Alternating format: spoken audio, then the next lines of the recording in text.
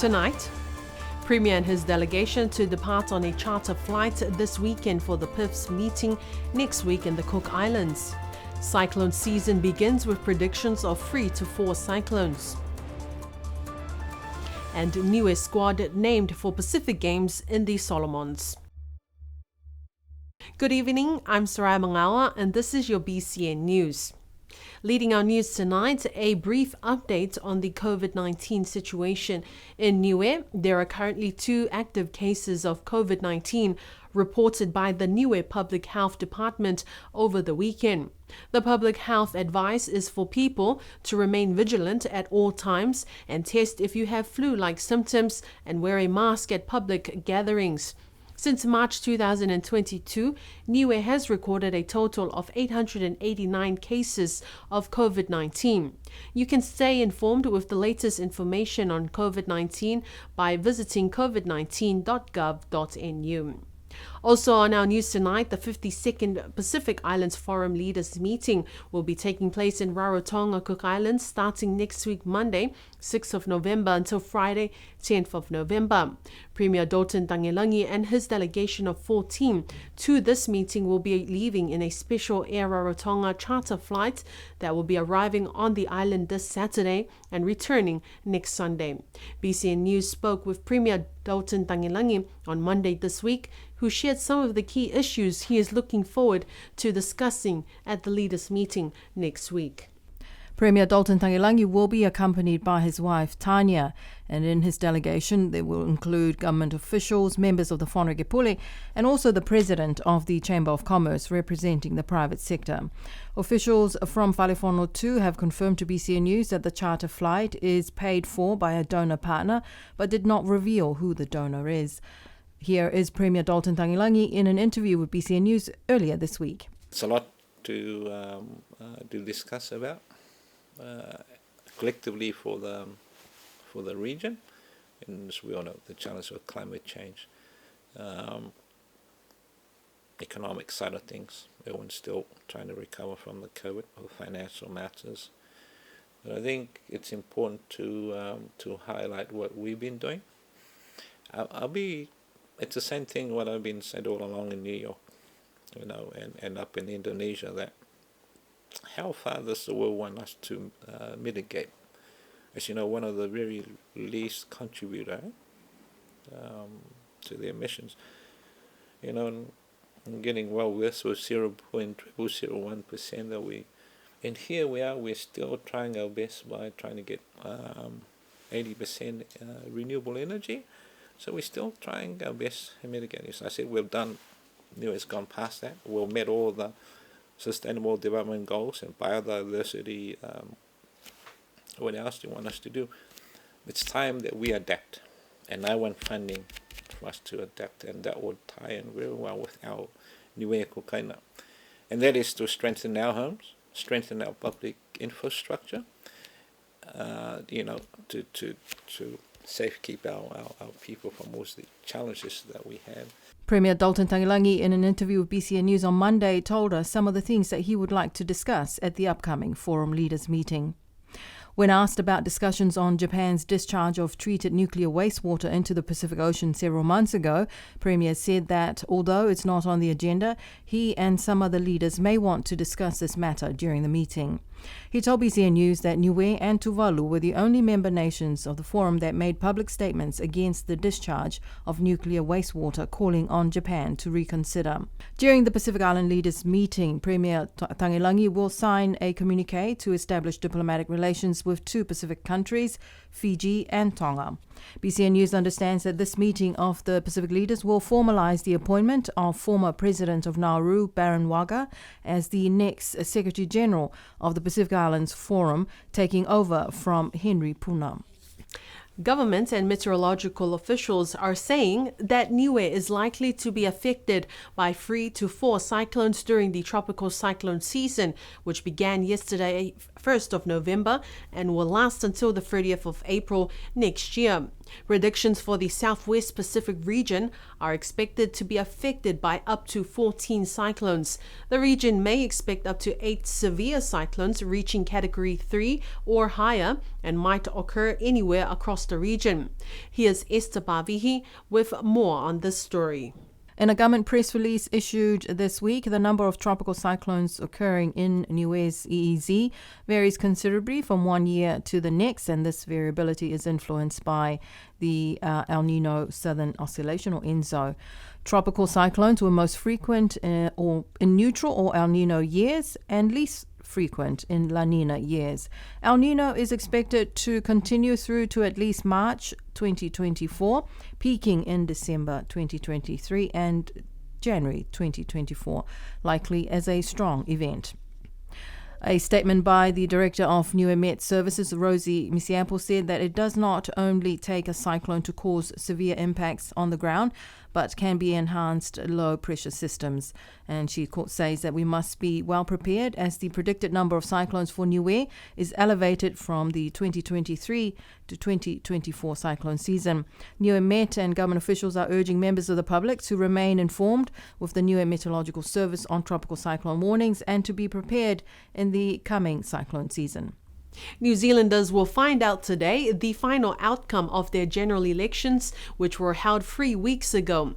In an interview with BCN News earlier this week, Premier Dalton Tagelangi expressed his gratitude to the outgoing Prime Minister Chris Hipkins of the New Zealand Labour Party for the support to Niue during their time in government and wished the Prime Minister-elect Christopher Luxon all the best in his new government. Yeah, I don't expect any changes. If anything, the new government will have the challenge with us. I already said it from a few years back, that times has changed, that the relationship is going to be elevated, meaning more support. So that's what's going to be sent through to Wellington, to the new government, how I see and how the government sees the us moving forward. We have to honour that unique relationship that we have. Premier Tagelangi told BCN News that he expects to be holding discussions with the new New Zealand government leaders in due course over the special relationship with Niue. He said that one of the key things to discuss is the ongoing support that New Zealand provides to Niue, given that support in recent times has changed somewhat, and he would like to see that support increase as the two countries elevate this special constitutional relationship. After much anticipation, the Niue Island Sports and Commonwealth Games Association, NISCA, were able to officially announce Team Niue heading into the Pacific Games in the Solomon Islands in the next coming weeks. Chef de mission is Sydney Louis, Assistant Chef de mission is Tony Edwards, President is Mo Dalangi, and support staff include Andy, Manu, and Harry Onge. 6 sports codes will be representing Niue at the Pacific Games, including netball, weightlifting, powerlifting, men's touch rugby, and women's touch team. Majority all from New Zealand and Australia. Here's more on this story. There are 5 in the boxing team, including 3 boxers and 2 officials. This includes first ever Commonwealth Games medalist for Niue, Dukin Tutakito Williams, who will be returning to the international stage in hopes to qualify for the Olympic Games in 2024. In the weightlifting squad, 2 are competing and 2 are officials. The powerlifting squad includes 2 lifters and 2 officials as well. The men's touch rugby team includes 14 players and 4 officials, and the women's touch squad includes 15 players and 3 officials. The team also includes guests who will be traveling to the games with the team. In an interview with BCN News this week, Premier Dalton Tagelangi shared his thoughts on the team heading to the Pacific Games. Oh, well, my thoughts is I want to wish them the best and say thank you for representing us. If anything, I know the question will always come back. Where's our very own local athletes? But as we all know, the minister is working at the moment with the sports body, and like everyone else, I believe there's a meeting already been called, and what we wanted is some understanding moving forward. The government would not support anything if it's not to what the government thinks it should be in moving forward. So it's important to hear Recode's voice on this,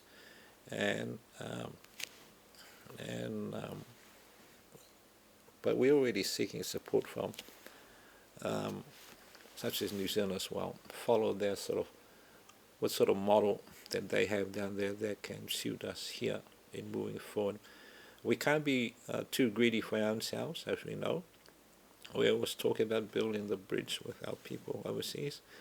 So we got to have that understanding with them also, but we should be also grateful for them representing us in order to raise our flag at these games.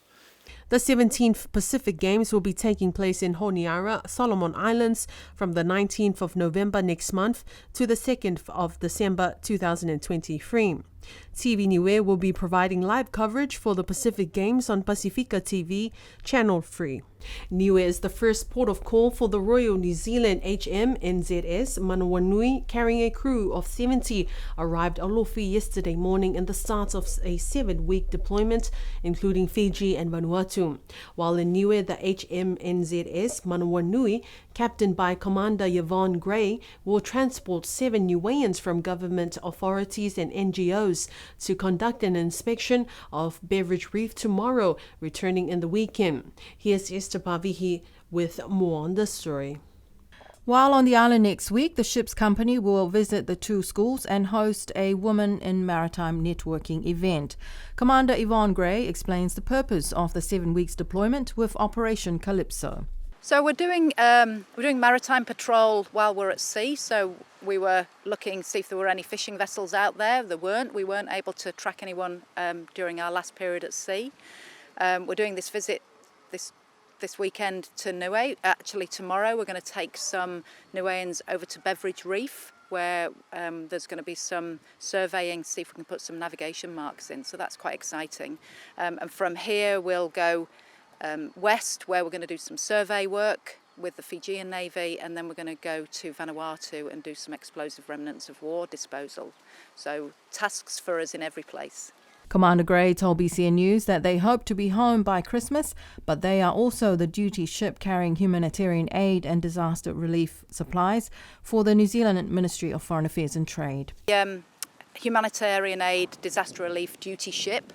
So we're carrying aid with us right now from MFAT. So if there were to be a cyclone or any other major weather event or environmental event, then we're the ones on the hook. So hopefully we'll be home for Christmas, but we're at 8 hours notice, ready to move if required.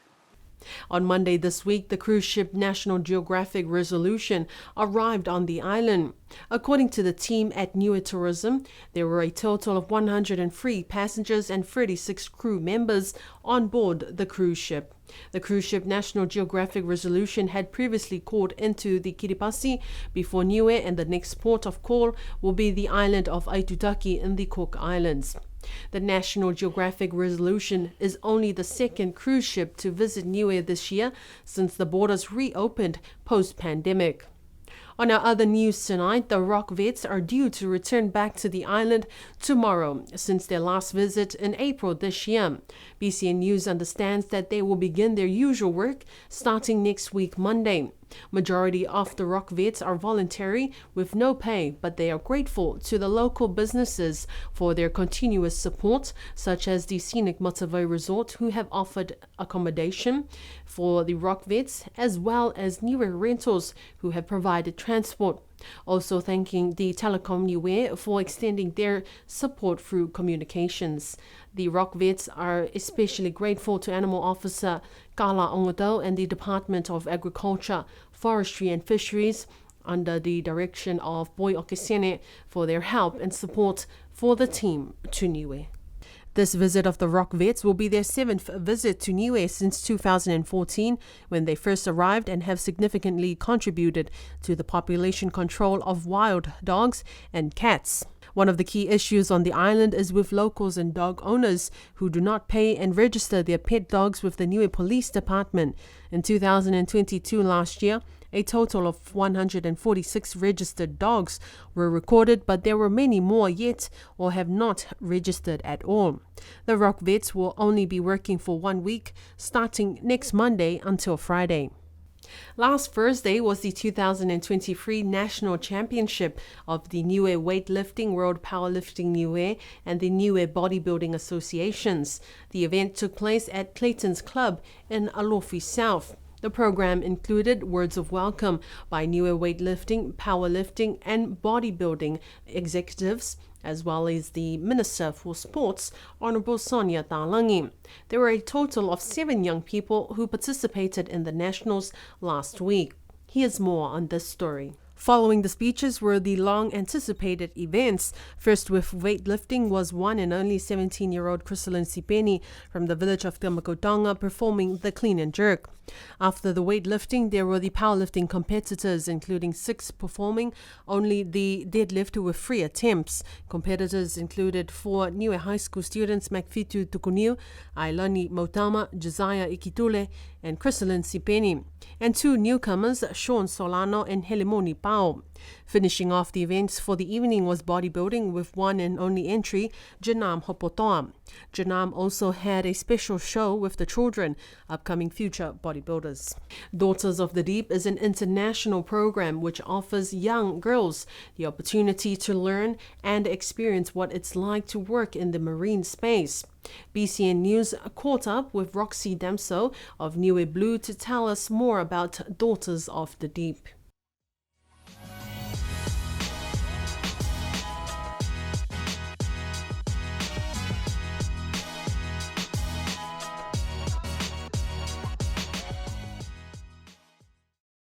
I reached out to a global charity which is called Daughters of the Deep. They have programs in Madagascar, in Thailand, where they try just encourage young girls to get into the marine space and also seek funding, more so for the girls that are wanting to get into marine biology, conservation, and they seek the funding to support these girls to choose a career that they want to do. And I thought it would be awesome to try it here in Niue, just to get younger girls, and obviously the opportunity is available for boys too if there is some interest. And having been working at Niue Blue, we obviously employ a lot of staff from overseas, and quite often from tourists we do get asked how come we don't have many Niueans working for us. And yeah, it's just nice to potentially have some Niueans working for us, whether it's males or females, and just having more interest in the ocean space and coming out to see the whales that come to Niue every year, the dolphins that are here all year round, and as well as the scuba diving that we do on a regular basis, just to have more opportunity to potentially employ Niueans in the marine space. And yeah, the girls have been amazing. Last year we started off with 6 girls and we allowed the high school to select them. And then this year we have actually reached out to the school and to the girls aged 15 to 17 to come to us. Fia and I went up to the high school and introduced ourselves and the program to the girls. And those that were interested, we got funding by John Pule, so big thanks to him, to support the program this year for the girls to participate in whale watching. They get to learn the regulations of the whales and also get to come out on the water, and predominantly also seeing females that are working in the industry out there, driving the boats and working with tourists. And now because the humpback whales are unfortunately leaving Niue, we've switched it around to some scuba diving, and that's just for the girls, and the boys if they are interested to, in the future, if they would like to get into scuba diving. There's lots of opportunity with regards to coral conservation, looking after the reefs and stuff like that, and even just with the tourists, taking them scuba diving, being out on the water, and even as snorkel guides, and just allowing more younger generations to come through and be involved with the marine space is mainly the target of Daughters of the Deep. And we also spoke to 2 of the girls on the program, Estherina Tonga from Alofi North. So today's experience was scuba diving. I feel like it was so amazing to go out there in the deep and to actually experience underwater world, and to see the beautiful creatures in the environment, the marine resources our island have. and just to observe the beauty of Niue. It's really amazing and incredible, and the experience was fun. We really enjoyed it, and I believe I'm looking forward for to continue to take part in this program, and this program is going to be unforgettable for me. It's gonna be so hard to forget because it's the experience has been so amazing. Bailey Pasisi is also part of the Daughters of the Deep program. She tells us about why this program is important to helping her with her future career path. Daughters of the Deep has definitely helped me a bit with what I aspire to become. Definitely looking into towards what my family does, like marine biology, earth science, and just conservation as a whole, because I want to also be able to protect our ocean, the amazing creatures that is in our ocean, like the dolphins and the whales, and just continue to help out with the family as well. The annual village show day of Mutalo Ululota took place last Saturday. Food stalls varied from traditional umu to barbecue to sweet delicacies. The agricultural produce and arts and handcrafts of the women were finely displayed. The formal program began with speeches from the village council representatives and government officials, also including Premier Dotun Tangilanggi. Following the speeches were the sports activities, including the He Niu of the men and women, Tasika of the men, and Olofo Niu of the women. Finishing off the day with the performances by the youth and children of Mutalo. Here are some of the highlights of the day.